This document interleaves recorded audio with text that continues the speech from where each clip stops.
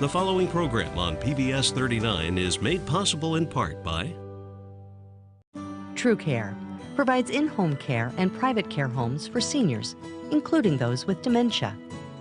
Services are prepared for each client's needs, including help with medication reminders and personal care. The care providers at TrueCare provide assistance as life changes. Information is available at 866-573-4933 or online at true.care.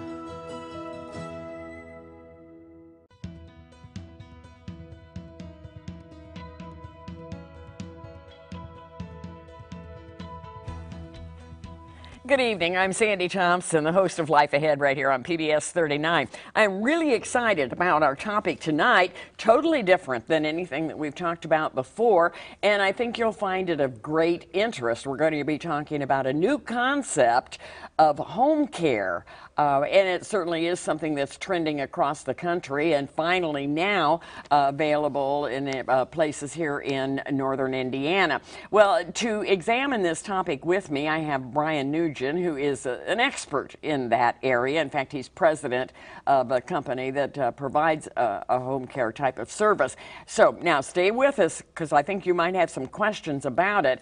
The number of our phone is 969-2720, and Jeff, our director, will be bringing that phone number up periodically here in the next half hour, so you can call us with any of your questions, and we would welcome that. If you're not comfortable talking live on the air, that's okay. You can tell James, who's answering the phones, what your question is. He'll send it out here to me in the studio on the teleprompter, and I'll read that to Bryan, and we'll try to get you that information.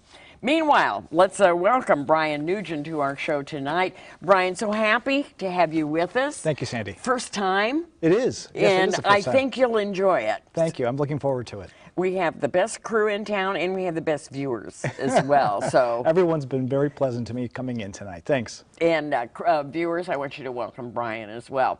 Okay, we're going to be talking about this new concept in home care. Bryan, first of all, I'd like to know why this was developed. What was the need, and what's different about this than all the other type of assisted living and home health cares and senior housing? What's different about this concept? The concept of the care home is that there's an alternative choice after someone is needing to leave, let's say, an assisted living facility or an independent living facility. Their needs are reaching a higher level. So historically, traditionally, people have looked at nursing homes or memory care units. Right. And found those facilities not to be maybe meeting the exact needs of the loved ones or the person that was needing the help. So the idea of the care homes is that we have homes in neighborhoods that are limited, at least in northeastern Indiana, to 4 residents each. So these are like a real house, a They real are home. homes. If you were to drive by, you wouldn't know it. You would have no idea. They're lovely upscale homes, and seniors are living there that may need a higher level of care, as opposed to a nursing home, a traditional nursing home, or a memory care unit, something like that. And within those homes, there are care providers that are present 24 hours per day. Do they actually live in the home with the patients? There are some models of care homes where the care providers live in the homes. However, I would say in our area, that's a model that has not hasn't been prevalent. But there are different ones, but somebody comes in and they're staffed 24 hours a day. That's correct. They're staffed 24 hours a day. Typically, 3 staff members per day, 3 care providers per day coming into the homes. But it's a great question, Sandy. Some areas of the country do have care homes where they have a model where there's someone living in the home. Yes. And in fact, in the different state, in Florida, for example, there is one type of care home where there needs to be someone living there all of the time, but not here in Indiana. Not yet. But who knows? I mean, this wasn't even started here until, what, 6, 7 years ago? The care homes actually in our area, maybe 2 years, slightly less than 2 years. So it's very recent. But it's going to grow. I just really know it well because it's going to fit the needs of so many of you. Would I be correct in guessing that a lot of your, do you call them clients, patients? Clients or residents. Residents, I like that because it's in a home. Right, and a patient would suggest that there's some type of health care that's taking place, like a hospital. So the care homes really aren't an environment in which medical care is taking place as would be in a hospital.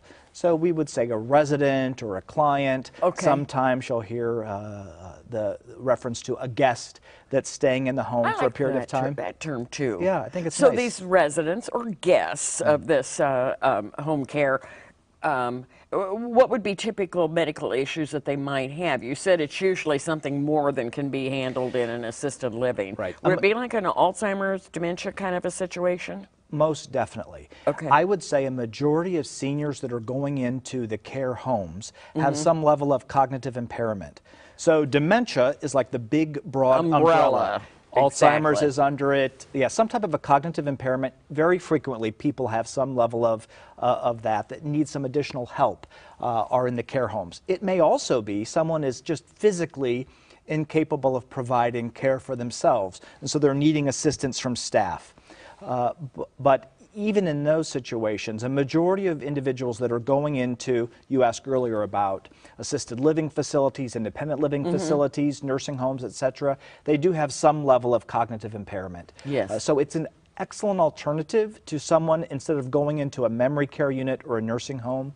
The care homes are regularly providing for folks with some level of cognitive impairment or dementia. Well, what's the benefit for them as opposed to maybe a memory care or a hospital or something else? What makes it satisfying for your guests? I would say the first and foremost thing that really sticks out to people is the fact that there's a 1 care provider to 4 resident ratio. And that's 1 it, to never 4 more than 4.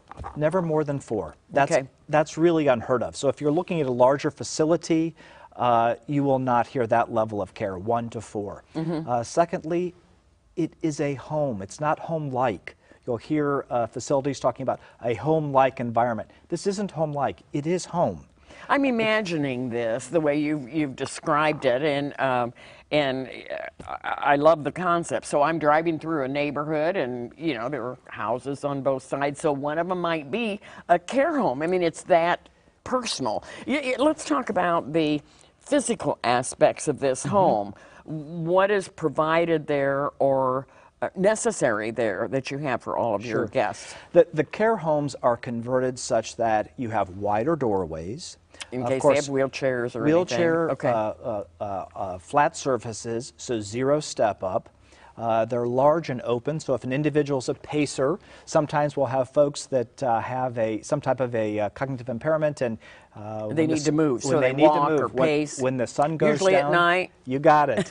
When the sun goes down, they get a little bit more active, and the homes are very appropriate for that. And so folks that are looking for care homes should be looking for those types of amenities. What about the outside? The outside, you'll have fenced-in backyards so that Safety. The guests, the residents are welcome to go in and out within a safe environment, though. They wouldn't be able to get beyond that fenced-in backyard. You might want to be looking for things like raised planter beds, so that if the residents care to do gardening, the beds are raised so that it's at their level. No bending, stooping.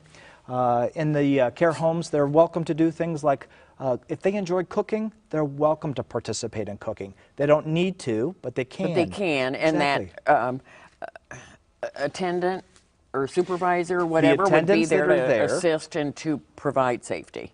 Exactly right. Yep. Okay, we have a question, by Excellent. the way. I'm ready. David, thank you so much for watching Life Ahead tonight. This is David's question. He says, my mom likes to cook. Can my mother still occasionally cook or bake as a resident? Well, we were just talking about that. Can you expand on that, David? That's an excellent question, Or David. Brian, we're talking to David here. Great question, David. Yes. Typically within the care homes, you'll have a set meal plan that the care providers that are there are preparing meals on site with fresh fruits and vegetables. But of course, if residents care to participate in preparing the meal, serving the meal for themselves or for other residents, they're welcome to do so. Those activities are really encouraged. Even doing things simple like laundry or cleaning the home. They don't have to do those things, but if those are things that they enjoy, things that they've done in their past, of course within the care homes, they're welcome to do that. It is their home. And I would say too that when they're having friends and family visit the care home, it is like going to grandma's house or to grandpa's house. So if grandma wants to make cookies for grandkids that are visiting, grandma's welcome to do it. But here's the important part. Let's say grandma gets started making those cookies and becomes distracted with something else. That's all right. The attendant's there to follow through, make sure those cookies are prepared. And they're still grandma's cookies. And they're still grandma's cookies, and they're there for when the grandkids visit. So the environment that you were asking about earlier, what makes it special? Yeah. It's special because it is a home. And so when the grandkids, the great-grandkids come to visit, it's an environment that isn't scary. They still have a living room and a kitchen. That's right. Yeah. Yeah, that's exactly right. We have another phone call, by the way, already here. This one is from Steve, and he says his father has a pair of boxer mix breed dogs he's really attached to. Sure. Can they join him in the residence? How about that? How about pets? Great question, Steve. Pets are welcome to visit in the care homes typically. Normally, the care homes would want to have some type of a record of vaccinations to make sure that they're current in those vaccinations and they're safe for the environment. However, pets are not permitted to remain in the homes, typically, that I'm familiar with. To live in there. They're not allowed to live in there. They're tripping hazards, and it also becomes, in essence, a fifth resident. But pets are encouraged to visit. Therapy animals are encouraged to visit, and oftentimes the guests, the residents that are staying there, really enjoy having the animals in the home.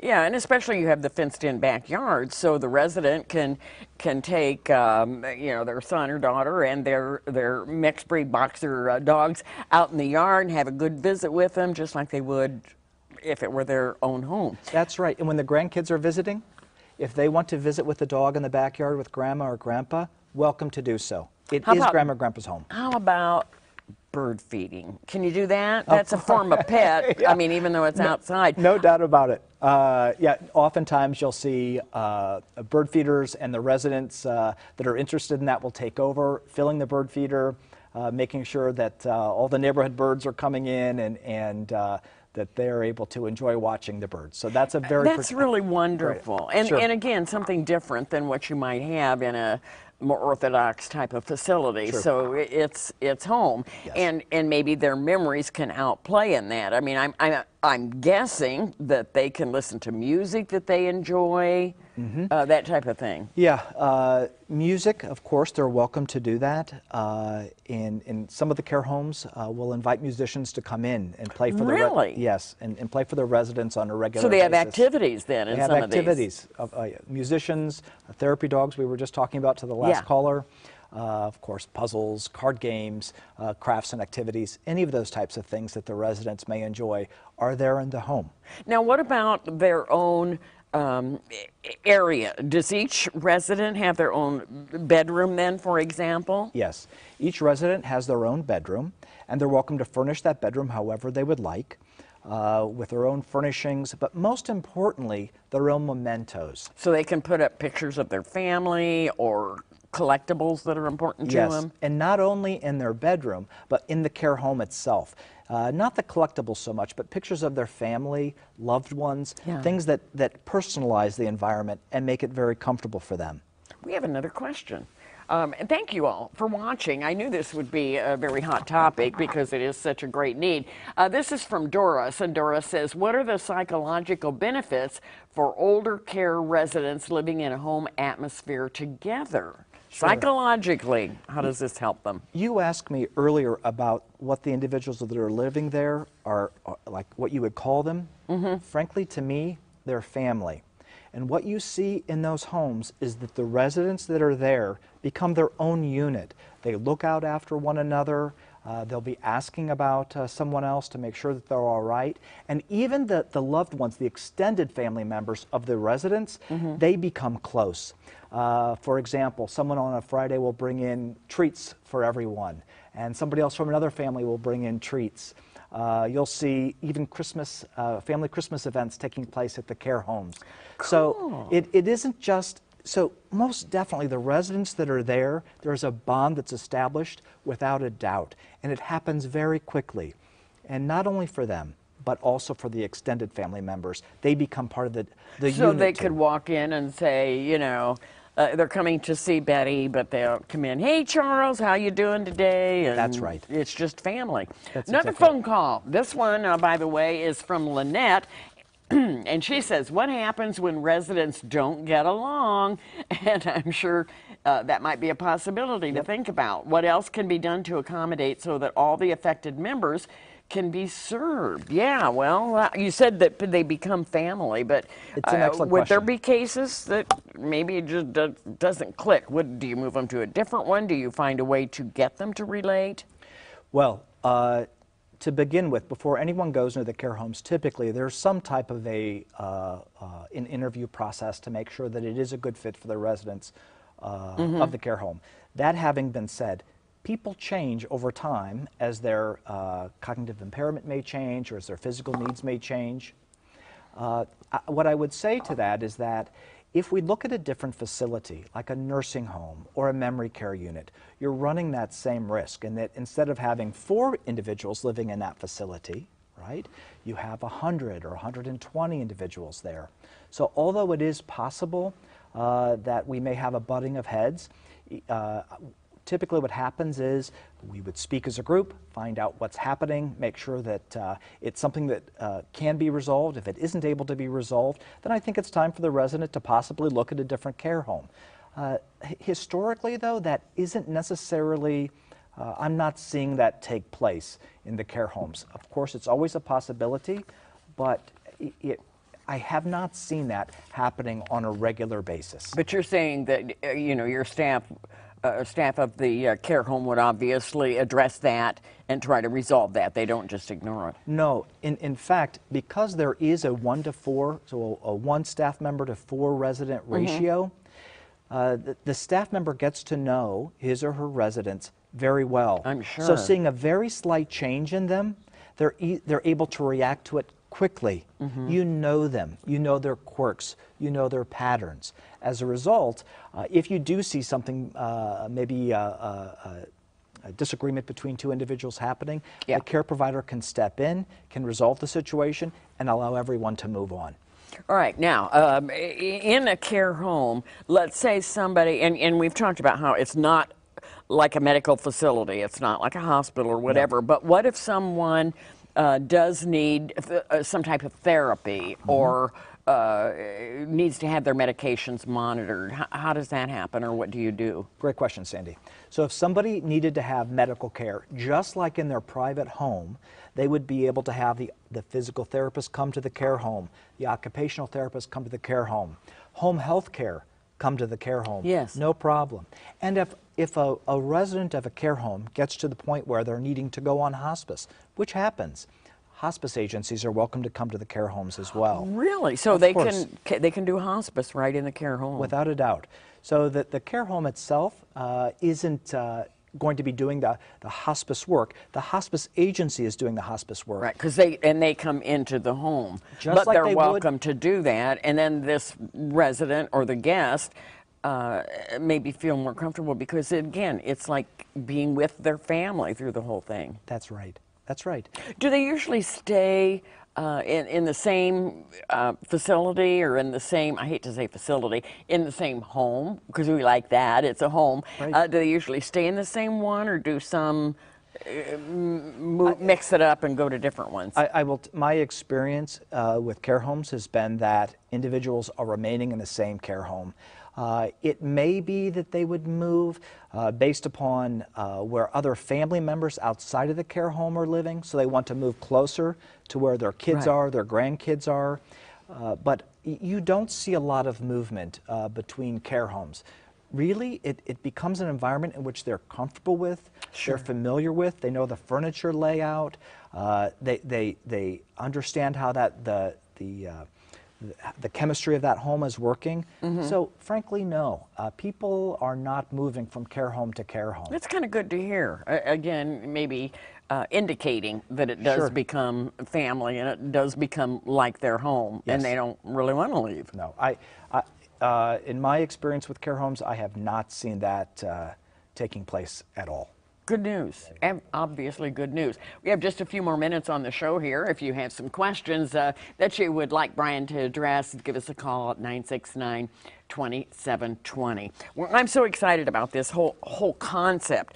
I know that they're starting to develop homes like this for special needs children and young adults, and again, it sounds like much the same. They don't have to go to a Right.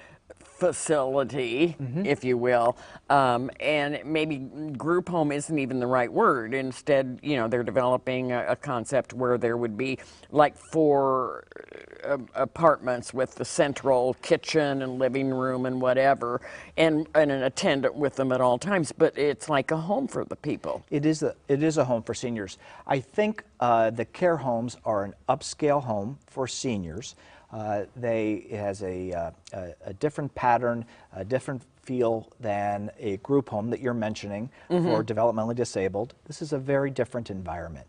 What about care of the phone? Oh, wait a minute. We have another phone call. Let me get that before I ask my question, Bryan. Rita is on the phone, and she says, what kind of wait list is involved, and is it cost effective as compared to maybe other types of alternatives? Wait list depends upon each care home. And like maybe the location and how many residents are in there? The location, of course, wait lists are a great way to put yourself. If you like a care home and you're wanting to be there, it's an excellent idea to put yourself on a wait list. What I would tell people that are considering care homes is that it's an alternative to other places that you may be considering. You should take the time and look at them, but you shouldn't wait until there's an emergency. I would encourage everyone to go out and take a look prior to it being last minute. You can do that? You can go tour them? Of course you may. And the caller had also asked about cost effectiveness. Yes. In this area, typically the costs are comparable to nursing homes and memory care units. So if you're looking in the area and you're familiar with pricing at nursing homes and at memory care units, you'll find out that the care homes are right in the pocket with those facilities. So if one decided they wanted to go take a tour and look at them personally for their loved one, then they can find out at that time what the cost might be. That's Let's right. talk to Karen. Karen, thank you so much. What is your phone call about tonight, Karen? Your question. Yes, I was just wondering about abuse situations. If there's only one attendant for 4 people, who is monitoring that? Because I actually know of a situation where that happened, and the person who owned the home was just using the money for herself and wasn't applying it to care of the home or the patients. So how do you control that? Oh, good question, Great Karen. question. All right, you can Sure. answer, Karen. The care homes that I'm familiar with have security cameras within them. And so those individuals that are operating the care homes are able to see the security cameras 24 hours per day. And I would also say not only care homes and the concern for abuse that may take place, that visiting frequently, coming at different times of the day, not coming unannounced, all of those types of things are going to lessen the opportunity for something like that happening. I would also encourage, if you're looking at care homes, to find out the staff members that are there. What type of vetting process do they have before they're put into place as a care provider? What type of training do they have? Are they used to working with folks that have some level of dementia or cognitive impairment? And check out the reputation of the company that's operating those care homes. Excellent question. I would encourage folks that are considering the care homes to do a little bit of investigation on the agencies that are operating them, and then to visit. Once your loved ones are there, visit regularly. Also understand, in response to her question, it isn't just one individual that's there, it's 4. So all of those 4 family members, those 4 residents and their family members are coming and going from the care homes as well. So they've got eyes on them all the time as well. You now, got it. I'm guessing, and I like what you said about, if you're going to go take a tour of them or find out more, to look for some that have excellent background, excellent record. Yes. And I like the fact that you said that the staff people have to be vetted and trained. And I'm guessing that they also go through, you can tell me if I'm wrong, they also go through training for CPR, first aid, things like that, and maybe even how to handle people that have the potential to be abusive. I would say most importantly, out of everything you've just mentioned, is a skill set of working with folks that have some level of dementia, cognitive impairment. Yeah. That's really important because most of the residents have those issues. And you want staff members that are used to it, tuned into it, and familiar with their residents. So when someone's behavior is deviating just a little bit, they're able to bring them back gently with gentle oversight. Right.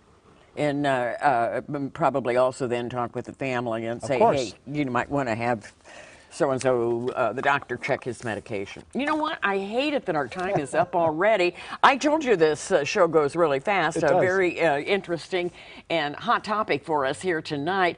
And I'm so glad that we were able to bring you more information on care homes. Well, next week we're going to be talking about legal issues. Now, Bryan happens to be an attorney, but you're not going to be back in that facility next week. But I like that you're an attorney because you can monitor any legal issues that might develop with care homes. We're going to be talking about probate and how it works. And of course, I'll have attorneys here that will answer your questions and respond to your phone calls. Meanwhile, have a wonderful night. Bryan, Nugen, thank you so much Sandy, for being with us. I appreciate it. Thank you. And now.